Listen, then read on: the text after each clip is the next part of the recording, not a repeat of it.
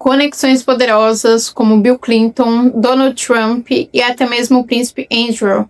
Como homem sem formação tradicional conseguiu acumular tanto poder? Quem o ajudou a subir tão alto? E por que mesmo após a sua prisão, perguntas continuam sem respostas até hoje?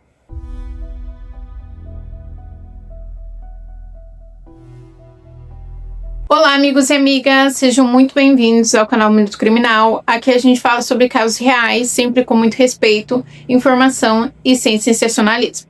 Lembrando que essa é apenas a parte 1, então bora pro caso de hoje. Jeffrey Edward Epstein nasceu em 20 de janeiro de 1953, no bairro do Brooklyn, em Nova York.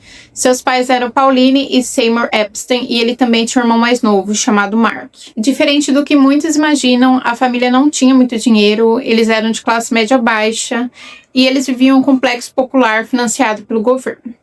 A mãe, a Pauline, era assistente escolar, enquanto o pai era jardineiro para o departamento de parques da cidade.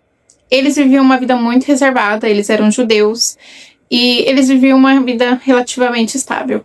Não temos muitas informações sobre sua adolescência, mas sabemos que ele se formou na Lafayette High School, onde ele se destacou academicamente pela sua facilidade com matemática, com números, com contas. Inclusive, ele chegou a pular algumas séries do ensino médio e ia se formar antes do tempo estimado. Após concluir o ensino médio, o Jeffrey se matriculou na New York University para cursar matemática e física, mas ele fez apenas 2 anos e depois abandonou o curso antes mesmo de se formar. O que não foi um impedimento para ele, já que logo em seguida ele conseguiu um emprego como professor na Dalton School em Manhattan, uma universidade de elite e super renomada. Ele conseguiu a vaga justamente porque ele mentia sobre sua formação. Então, um tempo depois, o diretor Donald Barr descobriu que o Jeffrey tinha mentido, mas ele não decidiu fazer nada a respeito, porque para ele o que valia era o talento da pessoa e não um diploma formal. Para ele, o Jeffrey era alguém muito seguro de si, com boa desenvoltura, boa postura, alguém que quando começava a falar, todos paravam para ouvir. E foi exatamente nesse lugar que deu acesso a ele a famílias milionárias e a criar conexões estratégicas de uma imagem de um homem cada vez mais inteligente e confiável. Então, em 1976, por recomendação de um pai de uma estudante, o Jeffrey foi contratado pelo banco Bear Stearns. Lá ele começou como assistente júnior, mas logo foi promovido. Então ele começou a trabalhar com estratégias financeiras e planejamento tributário mais complexo. Lá ele aprendeu muita coisa, mas o principal era que o verdadeiro poder não estava no dinheiro, mas sim nas conexões. Além disso, ele expandiu tanto seus contatos que ele decidiu abandonar tudo lá no banco e fundar a sua própria empresa, onde ele atendia clientes exclusivamente com patrimônio superior, nada mais nada menos do que $1 bilhão.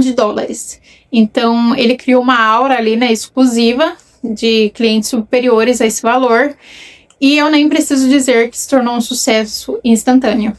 Porém, o ponto de virada foi quando ele se aproximou de Leslie Wexner, o dono da Victoria's Secret na época.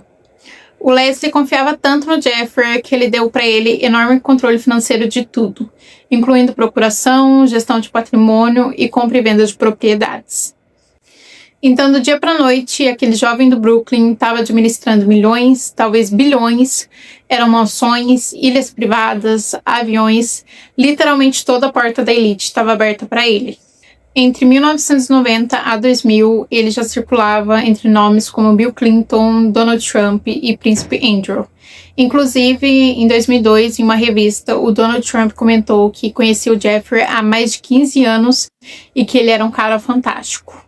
Ele organizava jantares privados, reunia celebridades, políticos e acadêmicos.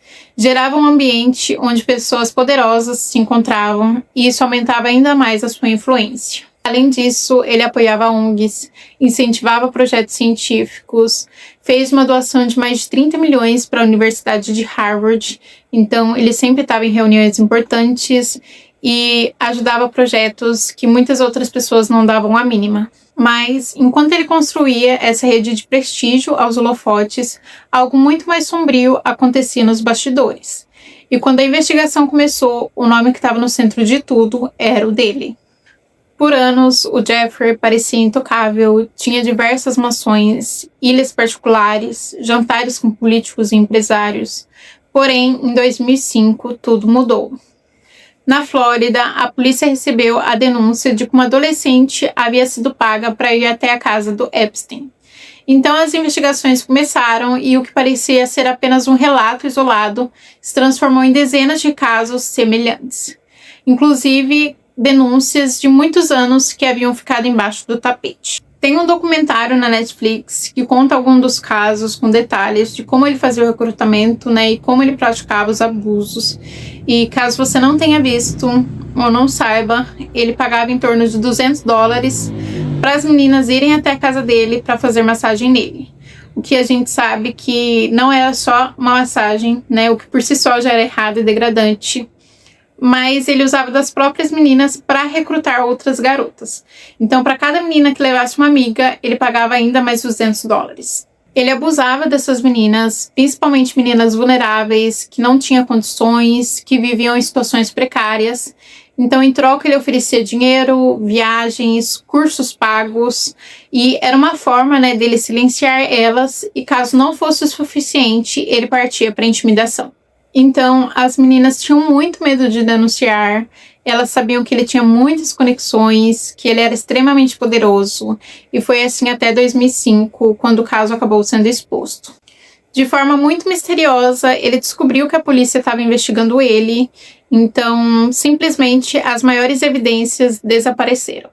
E a verdade é que também nem sobrou muita coisa para a investigação, então os próprios investigadores também nem faziam muita questão. O Jeffrey, então, monta um time com os melhores advogados dos Estados Unidos. E eu nem preciso dizer, que o julgamento terminou antes mesmo de começar. Isso porque o Jeffrey fez um acordo com a promotoria de se declarar culpado em troca de imunidade federal. Ele, então, cumpriu seus 13 meses, mas parecia até uma piada. Ele vivia em uma cela especial e ele tinha de tudo do bom e do melhor. Então, foi autorizado também a sua saída 6 vezes por dia da semana para trabalho.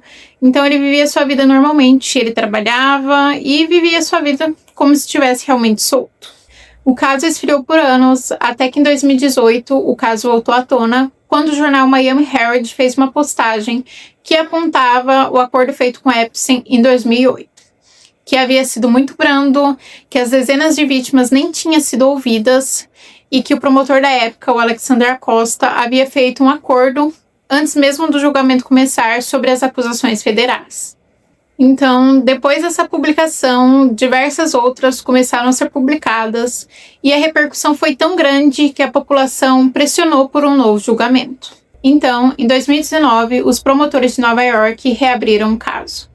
Então, em 6 de julho de 2019, o Jeffrey foi preso no aeroporto de Nova Jersey após retornar da França. Ele foi acusado de tráfico sexual de menores, conspiração para tráfico sexual e acusações de crimes cometidos de 2002 a 2005, principalmente na Flórida e em Nova York.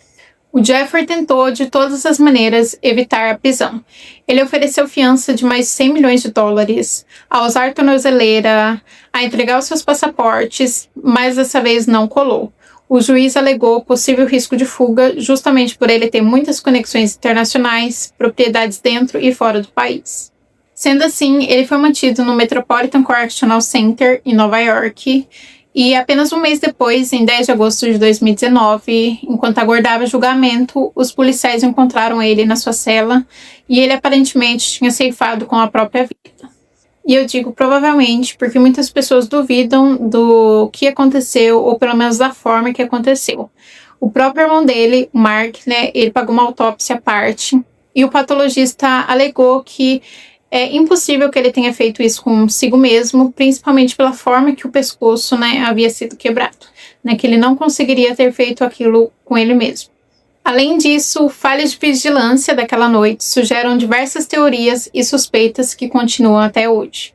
Outra coisa que eu acho muito importante relatar para vocês é que mesmo com a morte do Epstein, o juiz ainda deu voz a essas sobreviventes, então as que quisessem ir lá no tribunal e contar a sua história e contar o que aconteceu, elas poderiam ir, E eu achei isso muito lindo, porque foi uma forma de elas se sentirem ouvidas, né, pela primeira vez. E é isso.